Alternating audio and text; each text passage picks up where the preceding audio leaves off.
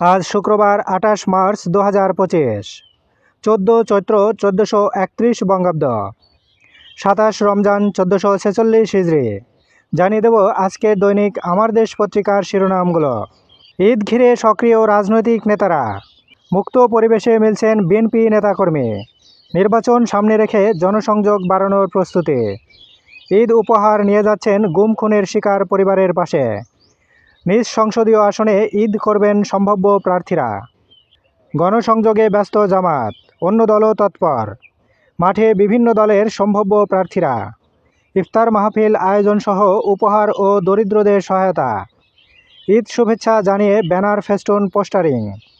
১৬ পলাতক এমপি এখন আমেরিকায়, বিদেশেও ষড়যন্ত্রে সক্রিয় তারা, তালিকা করছে পুলিশ, নোটিশ জারি হচ্ছে ইন্টারপোলের।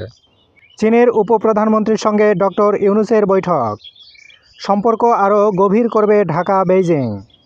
জাতিসংঘের সাবেক মহাসচিব বান কি মুন সহ গুরুত্বপূর্ণ কর্মকর্তাদের সঙ্গে বৈঠক। রোহিঙ্গা সংকট সমাধানে ঢাকা নেপিদোর সঙ্গে সংলাপ করবে বেইজিং। এক চীন নীতি মেনে চলবে বাংলাদেশ। আজ বৈঠক প্রেসিডেন্ট জিনপিংয়ের সঙ্গে। হাসিনাসহ ২৫ জন অভিযুক্ত, চানখারপুলে গণহত্যা মামলার তদন্ত প্রতিবেদন চূড়ান্ত। স্বাধীনতা দিবসে ইউনূস ও বাংলাদেশের জনগণকে ট্রাম্পের শুভেচ্ছা। আদালতের রায়ে ডিএসসিসির মেয়র ইশরাক। সংবিধান সংস্কারের বেশিরভাগ প্রস্তাবেই একমত এনসিপি। আদানির বকেয়া পরিশোধ শুরু, বিদ্যুৎ আসছে পূর্ণ মাত্রায়। প্রতিদিন দৈনিক পত্রিকাগুলোর শিরোনাম জানতে লাইক, কমেন্ট এবং সাবস্ক্রাইব করুন। এবার শেষের পাতা।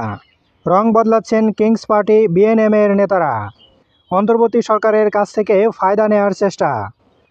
আওয়ামী লীগের পৃষ্ঠপোষকতায় রাতারাতি নেতা বনে যান শাহজাহান ও কামরুলরা, অভিযোগ অস্বীকার নেতাদের। আলোচনা সভায় নাহিদ ইসলাম, তাদের কাছে গুরুত্বপূর্ণ লুটপাটের স্বাধীনতা। গৃহযুদ্ধের উস্কানি, হাসিনাসহ ৭৩ জনের বিরুদ্ধে রাষ্ট্রদ্রোহের মামলা। ঈদযাত্রা নির্বিঘ্ন করতে পদ্মা সেতুর দুই প্রান্তে ১৫ টোল বুথ।